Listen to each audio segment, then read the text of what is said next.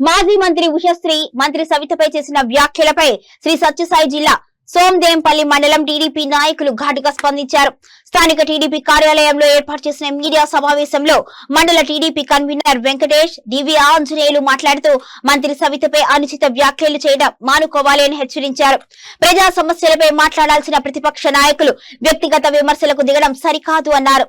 మంత్రి సవితపై అవమానకర వ్యాఖ్యలు చేస్తే టీడీపీ శ్రేణులు చూస్తూ ఊరుకోరు అని స్పష్టం చేశారు. రాజకీయాల్లో సంయమనం పాటిస్తూ ప్రజలకు ఉపయోగపడే అంశాలపై చర్చించాలి అని సూచించారు. మంత్రి సవిత నాయకత్వంలో నియోజకవర్గంలో అభివృద్ధి కార్యక్రమాలు వేగంగా జరుగుతున్నాయని, వాటిని చూసి ఓర్వలేకనే ఇటువంటి వ్యాఖ్యలు చేస్తున్నారు అని ఆరోపించారు. నమస్కారం. నిన్నటి రోజు వెన్నుపోటు కార్యక్రమంలో భాగంగా పెనుగొండ ఇన్ఛార్జ్ ఉషా శ్రీశరణ్ గారు తలపెట్టినటువంటి ర్యాలీ కార్యక్రమంలో ర్యాలీ చేసుకోవడానికి మాకు ఎవరికి అభ్యంతరం లేదు. కానీ పెనుగొండలోకి వచ్చి కళ్యాణదుర్గం నుండి అక్కడ నీ అవినీతులన్నీ కూడా చేసి గతంలో నువ్వు 5 సంవత్సరాలకు ముందు ఏమేం చేసినావని కూడా చిన్న పిల్లలతో వృద్ధులతో అడిగినా కూడా కళ్యాణదుర్గంలో నీ గురించి చరిత్ర చెప్తున్నారు. అంటే ఈరోజు సవితమ్మ గురించి, వాళ్ళ అమ్మ గురించి, ఆమె వ్యాపారం గురించి నువ్వు మాట్లాడే అర్హత నీకు లేదు.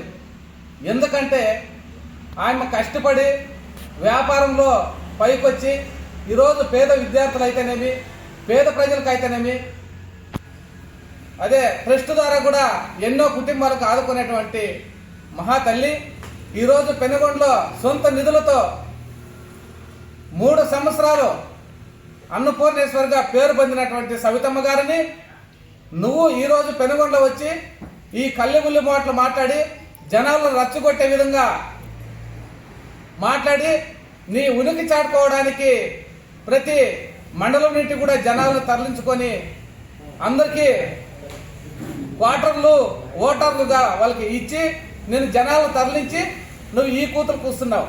అంటే ఇసుక గురించి కానీ, మైనింగ్ గురించి కానీ, డీజిల్ గురించి కానీ మాట్లాడే అర్హత నీకేముంది? నీ సంపద నీకు ఎక్కడొచ్చింది? గత 5 సంవత్సరాల్లో బెంగళూరుకి ఇసుక తరలించిండేది కానీ, ప్లాట్లు అమ్ముకునే దాంట్లో కానీ, ప్రభుత్వం ఇచ్చినటువంటి ప్లాట్లు అమ్ముకునే దాంట్లో కానీ నీ గురించి చెప్పితే చరిత్ర జాస్తి ఉంది. కానీ ఈ విధంగా నువ్వు ఇదే దూరంతో వస్తే మండలాల్లో మేము తరిమి కొట్టేదానికి మేమంతా కూడా సిద్ధం అవుతున్నాం. ఎందుకంటే లేదా కూడా నీకు తెలియదు.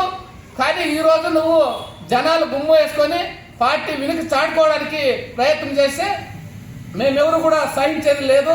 రేపొద్దునే ఇదే విధంగా నువ్వు పునరుద్ధం చేస్తే మా మండలం నుండి కూడా తరిమి కొట్టేదానికి మేమంతా కూడా సిద్ధంగా ఉన్నామని కూడా తెలియజేస్తున్నాం, హెచ్చరిస్తున్నాం. నిన్నటి రోజున వైఎస్ఆర్సీపీ బైక్ ర్యాలీ ప్రోగ్రాంలో పెనుగొండ నియోజకవర్గంలో జరిగినటువంటి కార్యక్రమంలో పెనుగొండ ఇన్ఛార్జ్ అయినటువంటి ఉషశ్రీ గారు మన రాష్ట్ర మంత్రివర్యులు గౌరవనీయులు సవితమ్మ గారి మీద వ్యక్తిగతంగా ఆరోపణలు చేయడం సిగ్గుచేటు.